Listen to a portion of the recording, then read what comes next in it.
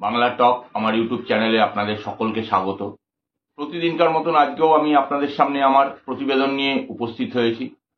প্রতিবেদনের শুরুতেই অন্যান্য দিনের মতন আপনাদের কাছে আমার একান্ত আবেদন, আপনারা আমার এই ছোট্ট ইউটিউব চ্যানেলটিকে সাবস্ক্রাইব করুন। আপনাদের গুরুত্বপূর্ণ মতামত আমার ভিডিওর কমেন্ট বক্সে লিখে জানান। ভিডিওগুলো ভালো লাগলে অবশ্যই লাইক করুন এবং শেয়ার করে ছড়িয়ে দিন। কিছুতেই দাঁড়াচ্ছে না, কোনোভাবেই খাওয়ানো যাচ্ছে না, কিছুতেই খাচ্ছে না। কোন বিষয়ে এই কথা বললাম? দেখুন, এই বিগত কিছুদিন ধরেই আমরা দেখতে পাচ্ছি রাজ্যে একটা নির্বাচনী যে প্রক্রিয়া 2026 বিধানসভার, সেই প্রক্রিয়াতে প্রত্যেকটা রাজনৈতিক দলই কিন্তু নিজেদের সলতে পাকাতে শুরু করে দিয়েছে এবং সর্বাগ্রে শাসক দল এই কাজটা শুরু করেছে এবং এক প্রকার বলতে পারেন এটা তারা বুঝতে পারছে যে এই নির্বাচনটা তাদের ক্ষেত্রে একটা অতি গুরুত্বপূর্ণ এবং কঠিন নির্বাচন হতে চলেছে। চারিদিক থেকে যেরকম বিভিন্ন দুর্নীতি, চুরি চামারি, কাটমানি ইত্যাদির ফলে এই রাজ্য সরকার চাপে রয়েছে, সেই চাপটা থেকে বার হওয়ার জন্য তারা নানান রকম উপায় বার করতে চাইছে, সেগুলোকে প্রয়োগ করতে চাইছে, কিন্তু কোনোটাই দাঁড়াচ্ছে না, মানুষ খাচ্ছে না। রাজ্য সরকার খুব ভালো মতন জানেন যে তারা এই রাজ্যের প্রকৃত উন্নয়নের জন্য তাদের এই বিগত 15 বছরের শাসনকালে কোনো কাজ করেননি।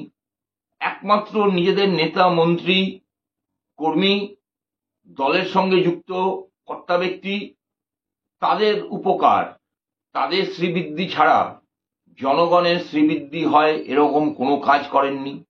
শিক্ষা ব্যবস্থা প্রায় লাটে তুলে দিয়েছেন, তার নমুনা আমরা দেখতে পাচ্ছি। 26,000 শিক্ষক শিক্ষিকা ইতিমধ্যেই পথে। আগামী দিনে প্রাথমিকের 32,000 শিক্ষক শিক্ষিকার কি অবস্থা হবে জানি না আমরা, সেটাও সরু সুতোর ওপর তাদের ভাগ্য ঝুলছে। স্বাস্থ্য ব্যবস্থা ওই ওপর থেকে রংচং করে কোনো রকমে জামা কাপড় ভালো পরিয়ে সাজিয়ে গুছিয়ে রাখা হয়েছে, কিন্তু ভেতর থেকে ফাঁপা। একই রকম ভাবে পরিকাঠামোর কোনো উন্নয়ন নেই, ভেঙে পড়েছে প্রায়। প্রতিটি রাস্তাঘাট গর্তে ভর্তি, হাঁটাচলা করা তো ছেড়েই দিন, গাড়ি চালানোও দুষ্কর। আর কর্মসংস্থান সেটা তো বলার কোনো জায়গাই রাখে না। ভিন রাজ্যের দিকে তাকালেই বোঝা যায় আমাদের রাজ্যের কর্মসংস্থানের অবস্থাটা কি। কারণ ভিন রাজ্যে যে কোনো পরিযায়ী শ্রমিক 10টা দেখলে পরে 8টাই পাবেন আপনার আমাদের এই রাজ্যের। কাগজে কলমে 22 লাখ পরিযায়ী শ্রমিক বলা হয়, কিন্তু হিসেবটা আসলে প্রায় 60-70 লক্ষর কাছাকাছি। এছাড়া যারা একটু ওই হোয়াইট কলার জব করেন, মেধাবী, পড়ালেখা জানা, তাদের সব চাকরির সংখ্যা এ রাজ্যে কিছুই নেই প্রায়। বাইরের রাজ্যগুলোতে, বিশেষ করে ব্যাঙ্গালোর, গুজরাট, মহারাষ্ট্র, তামিলনাড়ু, এই সমস্ত জায়গায়, হায়দ্রাবাদে প্রচুর বাঙালি উচ্চ পদে চাকরিতে আসীন রয়েছেন, চলে যাচ্ছেন তারা। আদতে পশ্চিমবঙ্গটা একটা বৃদ্ধাশ্রমে পরিণত হচ্ছে, কারণ এখানে তো কোনো কলকারখানা শিল্প তারা তৈরি করতে পারেননি। আর এই সমস্ত বিষয়গুলোকে নিয়ে আগামী নির্বাচনে যখন তারা কোনো কথা বলতে পারবেন না, তখন তাদের আর কি করার আছে? তখন তাদের বিভিন্ন রকম ন্যারেটিভ তৈরি করতে হয়। দেখুন, একটা কথা পরিষ্কার, আমাদের রাজ্যের মুখ্যমন্ত্রী তিনি কিন্তু শাসকের থেকেও বিরোধী। কারণ তিনি সবসময় কোনো একটা প্রতিপক্ষ তার বিরুদ্ধে না থাকলে পরে তিনি রাজনীতি করতে পারেন না। তার ক্ষমতায় আসীন সেই সময় তার প্রতিপক্ষ ছিল একমাত্র বামেরা। বামেরা সরে যাওয়ার পরে তিনি যখন শাসকে এসছেন, ধীরে ধীরে ধীরে ধীরে তার সামনে আর কোনো সেরকম প্রতিপক্ষ কেউ আসেনি।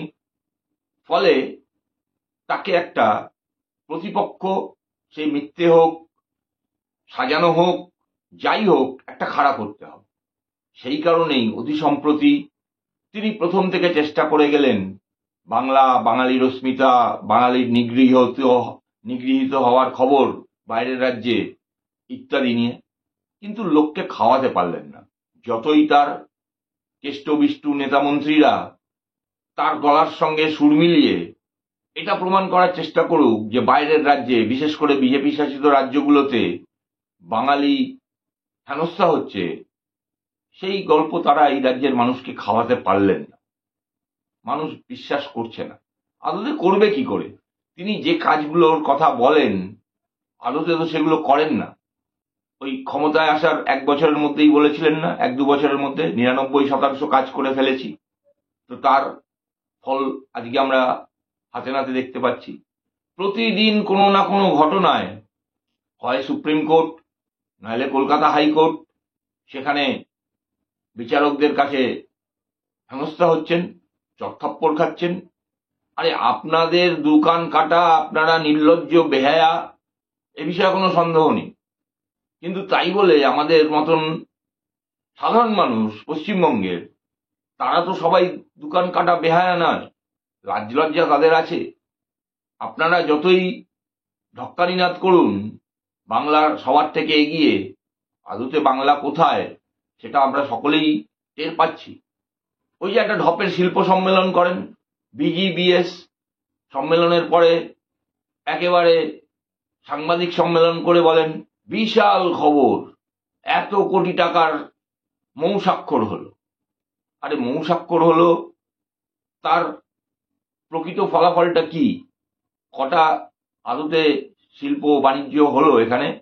কজনকে চাকরি দিতে পারলেন? শুধুমাত্র অস্থায়ী কর্মী, টেম্পোরারি চাকরি দিয়ে তো বেশি দিন টিকে রাখা যায় না। স্বাভাবিকভাবেই তার কিন্তু মাথাটা খারাপ হয়ে গেছে, এবং এই মাথা খারাপের লক্ষণ আমরা বুঝতে পারছি যখন এই অতি সম্প্রতি দেখলাম আমরা ধর্মতলা অঞ্চলে মেয়র রোডের মতন জায়গায়, গান্ধী মূর্তির পার্শ্ববর্তী জায়গায়, যেটা সেনাবাহিনীর আওতাধীন, সেখানে তারা সেনাবাহিনীর থেকে 2 দিনের সভা অবস্থান করার পারমিশন নিয়ে মঞ্চ বাঁধলেন, এবং মঞ্চ দীর্ঘদিন ধরে রেখে দিলেন, প্রায় 1 মাস ধরে। এখন তারা বলছেন সেখানে নাকি তারা তাদের পরিকল্পনা, প্রতিদিন কোনো না কোনো সংগঠন, গণসংগঠনের পক্ষ থেকে, তাদের ওই ঢপের কিসব গণসংগঠন আছে, তাদেরকে দিয়ে ওখানে অবস্থান করবেন। আরে পারমিশনটা নিয়েছেন, রাজ্যটা চালান, তার মানে এই না গোটা রাজ্যের সমস্ত অংশটাই আপনার পৈতৃক সম্পত্তি। আপনার যেখানে মনে হবে, যেখানে ইচ্ছে হবে, সেখানেই আপনি ধর্ণামঞ্চ লাগিয়ে দেবেন, অবস্থান করবেন না। ওটা সেনাবাহিনীর অধীনে, এবং 3 দিনের বেশি যদি কোনো জায়গায়, সেনাবাহিনীর অধীনে থাকা কোনো জায়গায় যদি কোনো কর্মসূচি করতে হয়, তাহলে সেটা প্রতিরক্ষা মন্ত্রক থেকে পারমিশন নিতে হয়। সেটা কি নিয়েছিলেন? নেননি তো। আপনি বললেন সেনারা খুলে দিল, তাদেরকে জানানো উচিত ছিল, পুলিশকে জানানো উচিত ছিল। থোতা মুখ আপনার ভোতা করে দিয়েছে সেনারা। দেখুন, সঙ্গে সঙ্গে তারা পরিষ্কার করে দিয়েছে যে 1 মাস ধরেই কাঠামো থাকার সময় তারা বারবার করে পুলিশকে জানিয়েছে, তারা আপনাদের জানিয়েছে, কোনো ব্যবস্থা নেননি। ফলে ফোর্ট উইলিয়াম থেকে সেনাদের একটা অংশ এসে আপনার মঞ্চ খুলে দিল, আর আপনি সঙ্গে সঙ্গে দৌড়ে চলে এলেন। এসে কি বললেন? আপনাকে দেখে নাকি 200 সেনা পালিয়ে গেল। আরে তারা পালিয়ে যায়নি। আদতে রাস্তা দিয়ে যখন আমরা যাই, তখন যদি কোনো পাগল রাস্তার ধারে দাঁড়িয়ে থেকে ওই ইট পাথর নিয়ে ছোড়াছুড়ি করে, আমরা কিন্তু সযত্নে তাদেরকে এড়িয়েই চলে যাই, তাদের সঙ্গে কথা বলতে যাই না। তো সেনাবাহিনীরও মনে হয়েছে ওখানে আপনার সঙ্গে দাঁড়িয়ে কথা বলার কোনো যৌক্তিকতা নেই। আর কেনই বা তারা বলতে যাবে আপনার সঙ্গে কথা? আপনি তাদের জায়গায় বিনা অনুমতিতে জায়গা আটকে রেখেছিলেন, সেটাকে তারা খুলে দিয়েছে। আসলে চারিদিক থেকে তিনি চাপে পড়ে যাচ্ছেন। এই যে বিহারে SIR, সেটা তিনি ভেবেছিলেন কোনোভাবে আটকানো যাবে, কারণ এসআইআর না আটকাতে পারলে তাকে যারা ভোট দেয়, অর্থাৎ ওই মৃত ব্যক্তিরা যারা তৃণমূলের একনিষ্ঠ সমর্থক, তারা তো ভোটটা দিতে পারবে না। যাদের দুবার তিনবার দুটো তিনটে জায়গায় নাম তোলা রয়েছে, তাদের নামটা কাটা গেলে তারা তো ভোট দিতে পারবে না। যারা এ রাজ্যে থাকেন না দীর্ঘদিন ধরে, তাদের নাম কাটা গেলে তারা তো ভোট দিতে পারবেন না। এবং সর্বোপরি ওই দুধেল গাই বাংলাদেশ থেকে অনুপ্রবেশকারী মুসলিম রোহিঙ্গা যারা আপনার খুব প্রিয়, তারা তো ভোট দিতে পারবেন না। ফলে এরা যদি না ভোট দিতে পারে, এদের নামগুলো যদি কাটা যায়, তাহলে তো আপনার 26-এ সরকার গঠন করা অসম্ভব হয়ে দাঁড়িয়েছে। ফলে চারদিক থেকে এই প্রবল চাপে আপনি ঘেঁটে গেছেন। আপনি ভেবেছিলেন অন্যান্য বারের মতন এবারও নির্বাচন কমিশনকে ম্যানেজ করা যাবে, কিন্তু দেখলেন সেটাও সম্ভব না। যেরকম ভাবে নির্বাচন কমিশন একের পর এক নির্দেশ দিয়ে চলেছে, তাতে আপনি বুঝে গেছেন এসআইআর ব্যতীত ভোট হওয়া এ রাজ্যে কোনোভাবেই সম্ভব না।